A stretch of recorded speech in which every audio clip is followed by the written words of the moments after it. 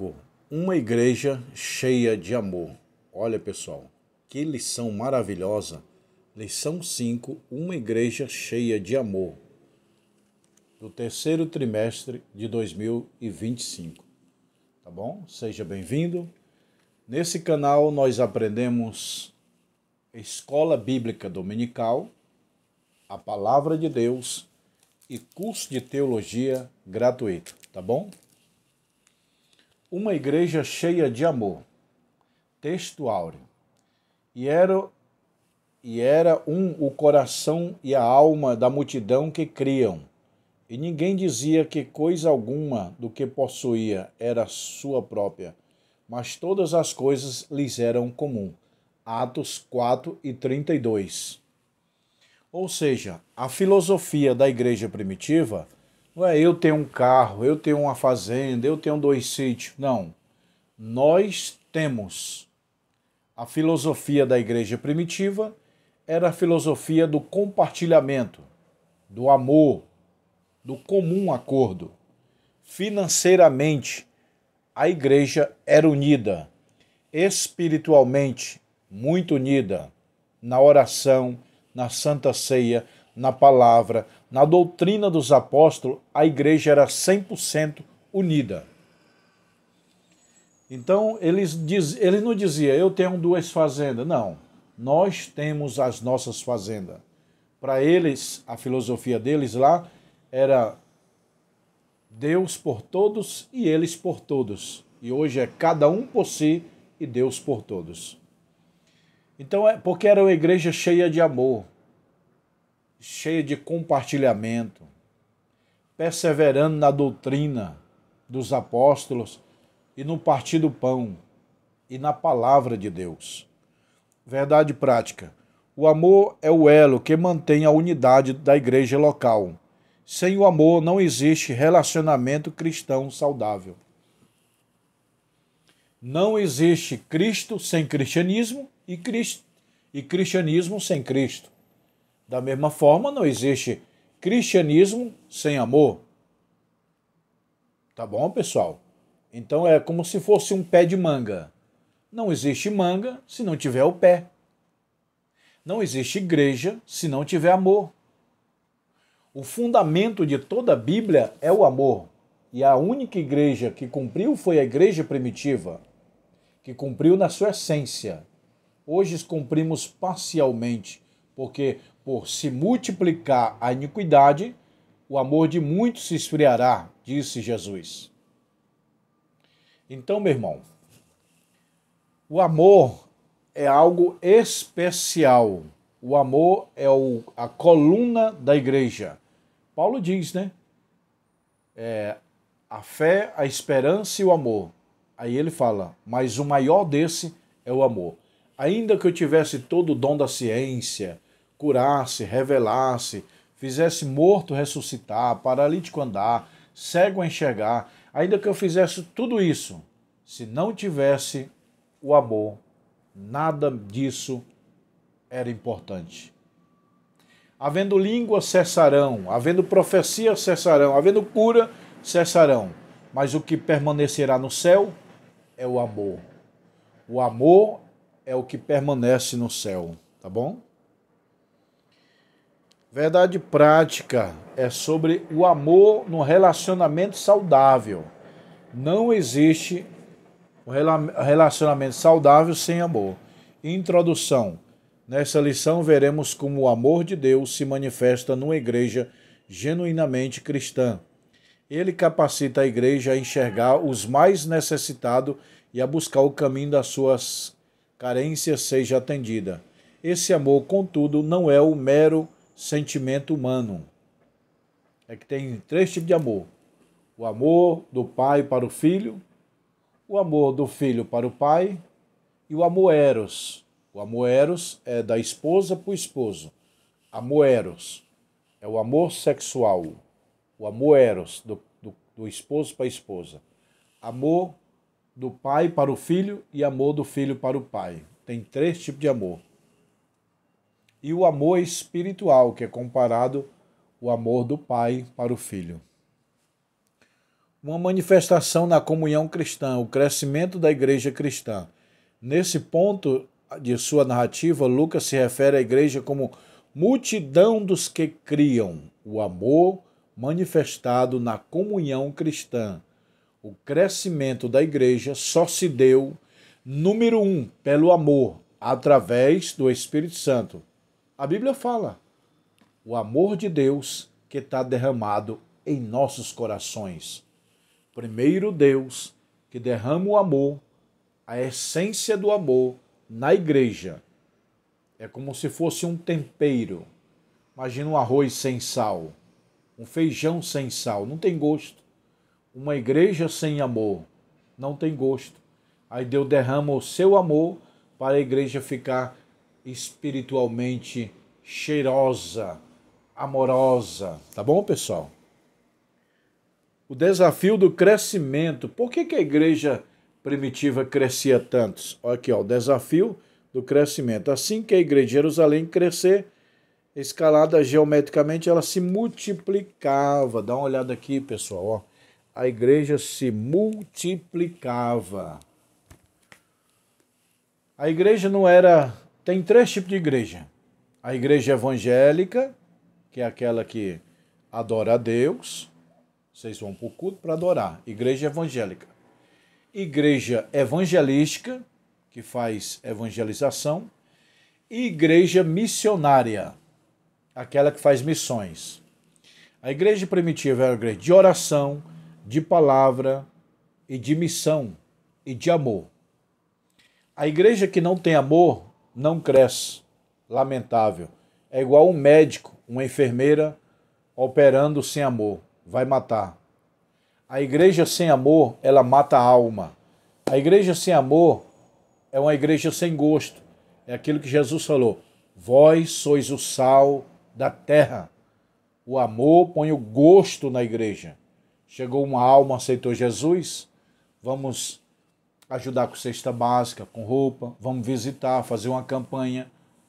Isso é amor, meu irmão. O amor é muito além. O amor é inexplicável. Jesus deu sua vida por amor a nós. Não tem explicação o amor de Deus. Qual é a quantidade de grão de areia que tem na praia? Ninguém sabe. Qual a quantidade de estrela que tem no universo? Ninguém sabe. Assim é o amor de Deus. Ninguém sabe a quantidade. Não tem fim, é infinito. Eu sempre falo para os meus alunos, Deus não tem amor. Ele é o próprio amor. Deus não tem sabedoria. Ele é a própria sabedoria. Deus não tem vida. Ele é a própria vida. Deus não tem poder. Ele é o próprio poder. Então Deus não tem amor. Ele é o amor. E ele sendo o amor, ele derrama no coração da sua noiva, da sua igreja.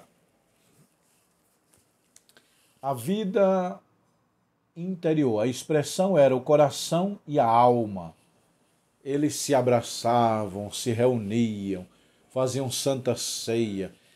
A igreja primitiva não fazia retiro espiritual, não fazia vamos para a praia, vamos para a piscina, vamos... Não, meu irmão, o amor deles era espiritual. Vamos se reunir tal dia em tal lugar para louvar a Deus, tal dia em tal lugar para orar, tal dia em tal lugar para ceiar a ceia do Senhor, tal dia em tal lugar para dividir os bens. Quem é pobre, vamos dar fazenda, vamos dar casa. Já pensou, pessoal? Uma igreja cheia de amor que dividiu os seus bens? Ananias e Safira tentou reter o que era de comum acordo e foi fulminado. Naquele tempo, o dízimo não era 10%. O dízimo era praticamente a metade. Você tinha 2 fazendas, você era obrigado a dar uma. Era a cultura da época. Tá? É bíblico hoje? Sim, meu irmão. É bíblico nós ajudarmos. Mas você não pode ajudar ao ponto de ficar necessitado. Por exemplo, você tem R$100. Esse R$100 é o teu gás que acabou. Aí você, não, eu vou dar para a igreja. A sua maior igreja é a sua casa. Teus filhos pequenos estão com fome, Então, sem pão, sem leite, e você quer tirar o pão das crianças para levar para a igreja, isso não é bíblico. Está escrito no Novo Testamento, meu irmão, que aquele que não cuida da sua família para cuidar da obra de Deus, negou a fé e é pior do que o infiel. Primeiro a sua mulher, seus filhos, você. O primeiro pastor é o pastor do lar. A primeira igreja que você tem que liderar é a sua casa. Seu filho, sua esposa, sua família. Você tem que manter, buscar recurso, proteger e manter fisicamente. Tá bom? Não adianta você cuidar da igreja bem e deixar a sua família passando fome. Isso é um crime diante de Deus. Tá bom? O amor como manifestação da graça, a graça como manifestação do amor. O amor ambienta para a manifestação dos dons espirituais, é uma igreja onde o amor de Deus está presente. Lucas nos informa que os apóstolos davam com grande poder testemunho da ressurreição de Cristo. Os apóstolos, eles pregavam como tendo autoridade. Diz a Bíblia, nos evangelhos, Jesus pregava como tendo autoridade. Ele pregava e ensinava. A pregação mexe com a emoção. O ensino mexe com a razão. Eu vou repetir, anota isso aí. A pregação mexe com a emoção. O ensino mexe com a razão. Jesus mais ensinou do que pregou. Se Jesus pregou 100 vezes, ele ensinou 200 vezes. Os apóstolos, e Jesus pregava como tendo autoridade. Os apóstolos também, tendo autoridade. Eu já falei em outros vídeos, tem pregador que prega assim, ó.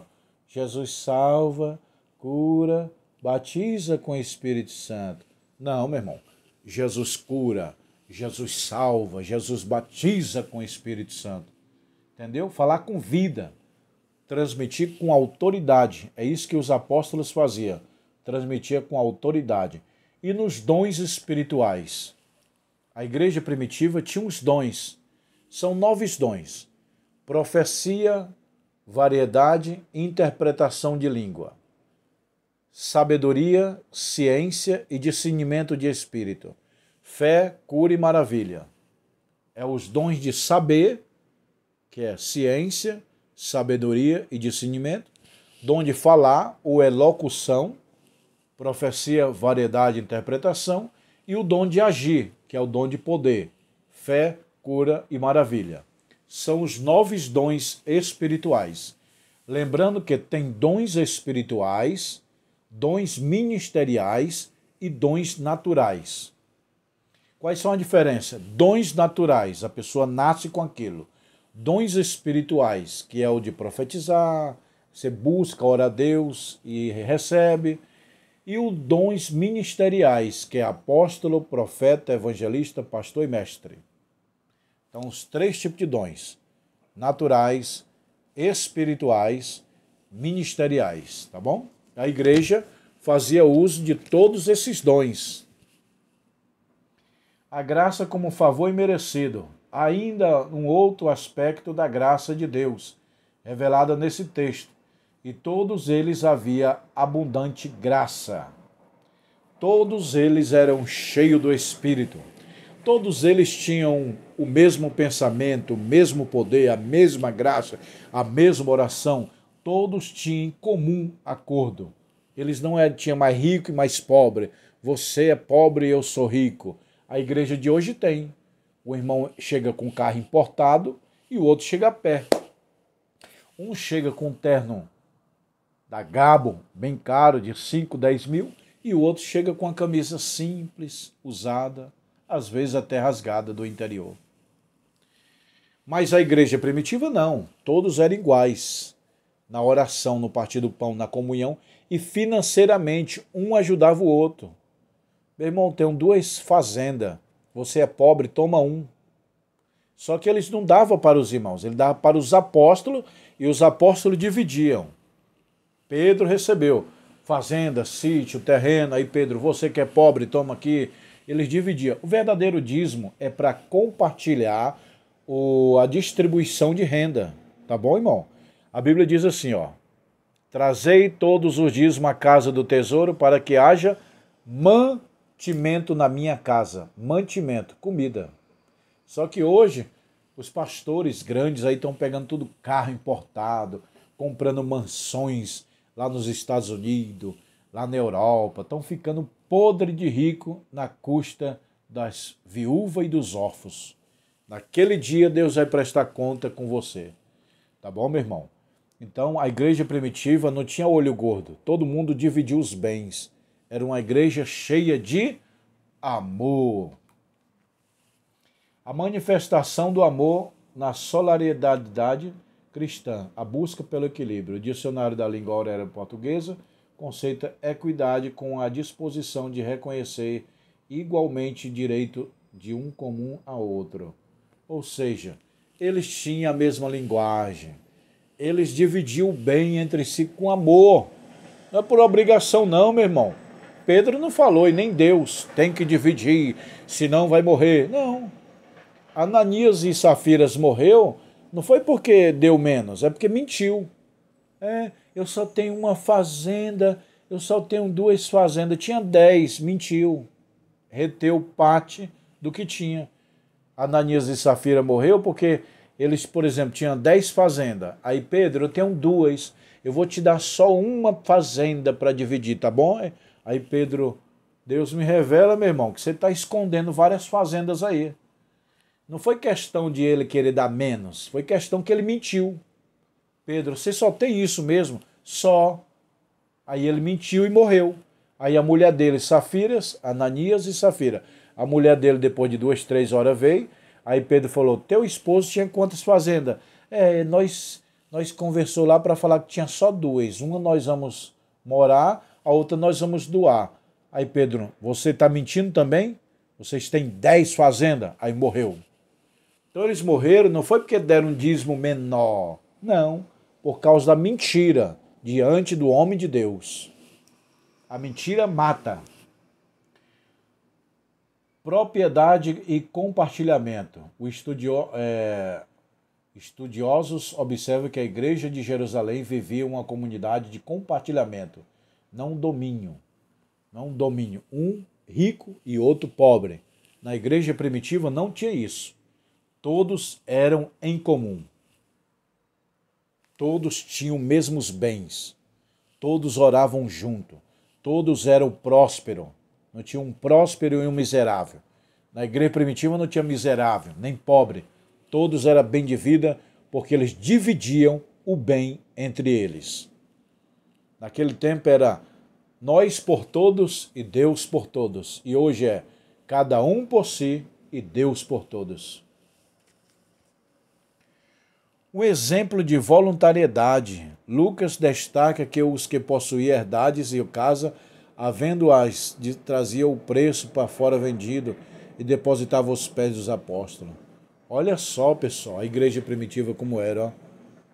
Um exemplo de voluntariedade. Lucas destaca que os que possuíam herdades, ou seja, terrenos e fazendas, casa, vendendo, eles vendiam a fazenda, vendiam a casa e trazia o preço que foram vendido e depositavam nos pés dos apóstolos.